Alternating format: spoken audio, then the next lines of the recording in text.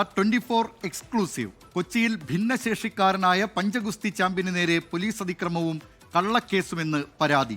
പോലീസിന്റെ വാഹനം പാർക്ക് ചെയ്തത് ചോദ്യം ചെയ്തതിനു പിന്നാലെ ജോബി മാത്യുവിനെതിരെ കള്ളക്കേസെടുത്തെന്ന് കുടുംബം പറഞ്ഞു. രാജ്യത്തിനായി മെഡൽ നേടിയ തന്നെ ബോധപൂർവം കള്ളക്കേസിൽ കുടുക്കിയെന്നാണ് ജോബി മാത്യു 24നോട് പ്രതികരിച്ചത്. ബഹുമാനപ്പെട്ട ഗവർണറുടെ പ്രോഗ്രാമിന് അതിലേക്ക് പങ്കെടുക്കാനായിട്ട് ഞങ്ങൾ കുടുംബസമേതം ഞങ്ങളുടെ കൊച്ചുമോനുമായിട്ട് ഞങ്ങൾ പോയിക്കൊണ്ടിരിക്കുമായിരുന്നു. ആ സമയത്താണ് റോഡിൽ പാർക്ക് ചെയ്തിരുന്നത്. റോഡിലോട്ട് ഇറക്കി തന്നെ പാർക്ക് ചെയ്തിരുന്ന ഒരു പോലീസ് വാഹനമാണ്. അപ്പോൾ ആ സമയത്ത് റൈറ്റ് സൈഡിൽ നിന്ന് വരുന്ന വണ്ടികൾ നിന്നതിന് ശേഷം ഞങ്ങൾ മെല്ലെ അടുത്തേക്ക് പാസ് ചെയ്യുമായിരുന്നു.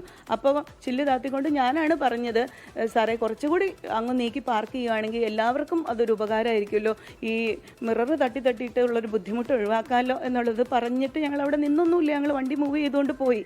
ഞങ്ങൾ കുറച്ചങ്ങ് മൂവ് ചെയ്തപ്പോഴത്തേക്കും ഞങ്ങളുടെ പുറകിൽ പോലീസ് വണ്ടി ഒന്ന് ഹോൺ അടിച്ചുകൊണ്ടേ ഇരിക്കുമായിരുന്നു.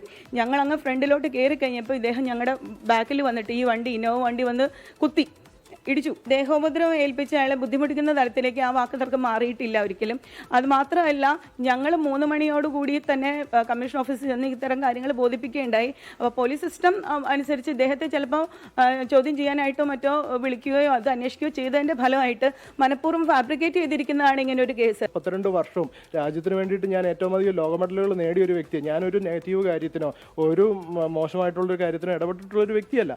പോലീസ് സേനയ്ക്ക് തന്നെ പലതവണ ക്ലാസ് കൊടുക്കാനും ഇവരുടെ എല്ലാ കാര്യങ്ങളിലും പോയി സഹകരിക്കുന്ന ഒരു വ്യക്തിയാണ്. അപ്പോൾ എന്നെ പോലെയുള്ള ഒരാൾക്ക് ഇങ്ങനെയാണ് അവസ്ഥയെങ്കിൽ സാധാരണക്കാരുടെ അവസ്ഥ എന്താണ്? അത് വളരെ മോശമായിട്ടുള്ളൊരു കാര്യമാണ്. എനിക്കത് ഒത്തിരി വിഷമം വന്നു. അപ്പോൾ ഇന്ന് രാവിലെ ഞാൻ എഴുന്നേറ്റപ്പം ചുറ്റിനും പോലീസാണ്. അപ്പോൾ അവർ വന്ന് പറയുന്നു എന്നെ അറസ്റ്റ് ചെയ്യണം, എന്നെ തെളിവെടുക്കാൻ കൊണ്ടുപോകണം. അങ്ങനെയൊക്കെ പെട്ടെന്ന് വന്ന് പറഞ്ഞു കഴിഞ്ഞാൽ അതെങ്ങനെയാണ് നമുക്ക് ഉൾക്കൊള്ളാൻ പറ്റുക? ഞാൻ അന്താരാഷ്ട്ര ക്രിമിനലൊന്നും അല്ലല്ലോ. ഞാനിങ്ങനെ ഒരു കാര്യം ചെയ്തു എന്നുള്ളത് സത്യമാണ്. ഞാൻ അയാളുടെ ഫോൺ മേടിച്ചെടുത്തു എന്നുള്ളത് സത്യമാണ്. പക്ഷേ അത് ഞാൻ അതോറിറ്റീസിൻ്റെ കൊണ്ട് കൊടുക്കുകയും ആ സംഭവം ഇൻസിഡൻറ്റ് നടന്ന വെരി നെക്സ്റ്റ് മൊമെൻറ്റിൽ തന്നെ ആലുവ SP ഓഫീസിലെ പബ്ലിക് റിലേഷൻ ഓഫീസറോട് വിളിച്ച് ഞാൻ കാര്യങ്ങൾ ബ്രീഫ് ചെയ്യുകയും ചെയ്തിട്ടാണ് ഞാൻ ആ പബ്ലിക് ഫംഗ്ഷനിൽ പോയി പങ്കെടുത്തത്. അപ്പം മാതൃകയായിട്ട് ജീവിക്കുന്ന വ്യക്തികളെയൊക്കെ മനഃപൂർവ്വം തേജോവധം ചെയ്ത് ഞങ്ങളുടെയൊക്കെ കരിയർ ഇല്ലാണ്ടാക്കാൻ തന്നെയാണ് ഇവരുടെയൊക്കെ ശ്രമം എന്നുള്ളതാണ് എനിക്ക് മനസ്സിലാകുന്നത്. കളമശ്ശേരി ക്യാമ്പിലെ പോലീസ് ഡ്രൈവർ സരിൻദാസിനെതിരെയാണ് ആരോപണം. ഗവർണറുടെ പരിപാടിയിൽ പങ്കെടുക്കാൻ എത്തിയപ്പോഴായിരുന്നു സംഭവം. പ്രേക്ഷകർക്ക് ആ ദൃശ്യങ്ങൾ കാണാം. ആ പോലീസ് ജീപ്പ്, പോലീസ് വാഹനം ഈ കാറിൻ്റെ പിന്നാലെ വരുന്നതും അതോടൊപ്പം പിന്നെ ഈ തട്ടിക്കയറുന്നതും പിന്നെ അതിനുശേഷം ആ പോലീസ് വാഹനം ഈ കാറിന് മുന്നിലൂടെ പോകുന്നതുമൊക്കെയായ ദൃശ്യങ്ങൾ കാണാം. ഏതായാലും ഇതിൻ്റെ വിവരങ്ങൾ നൽകുന്നതിനായി വിപിൻ സി വിജയൻ കൊച്ചിയിൽ നിന്ന് ചേരുകയാണ്. വിപിൻ സി വിജയൻ, പോലീസുകാരൻ്റെ ഈഗോയാണോ ഇപ്പോൾ ഈ പ്രശ്നത്തിലേക്കൊക്കെ നയിച്ചത്?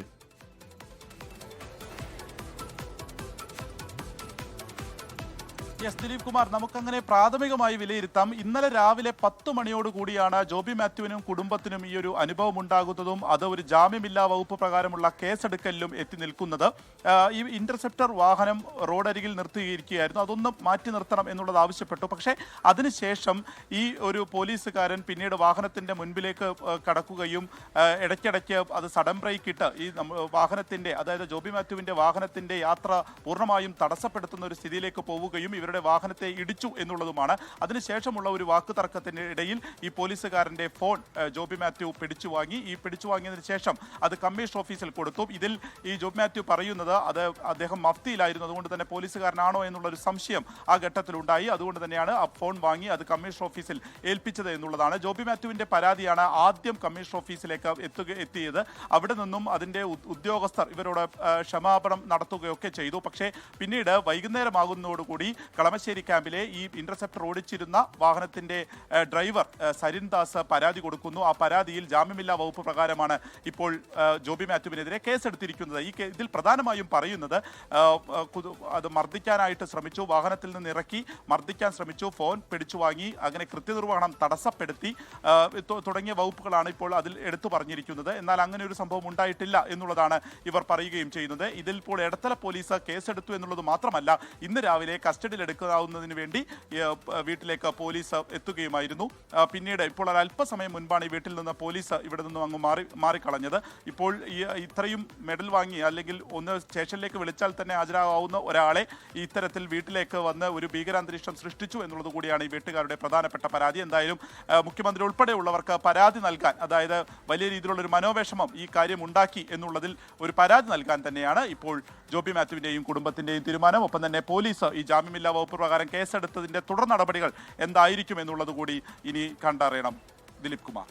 ലോകത്തെവിടെയായാലും ഏത് സമയത്തും 24 വാർത്തകളും ഓഗ്മെന്റഡ് റിയാലിറ്റി പാക്കേജുകളും എക്സ്പ്ലെയിനറുകളും വിശദമായി കാണാൻ ഞങ്ങളുടെ യൂട്യൂബ് ചാനൽ നിങ്ങൾക്ക് സബ്സ്ക്രൈബ് ചെയ്യാം.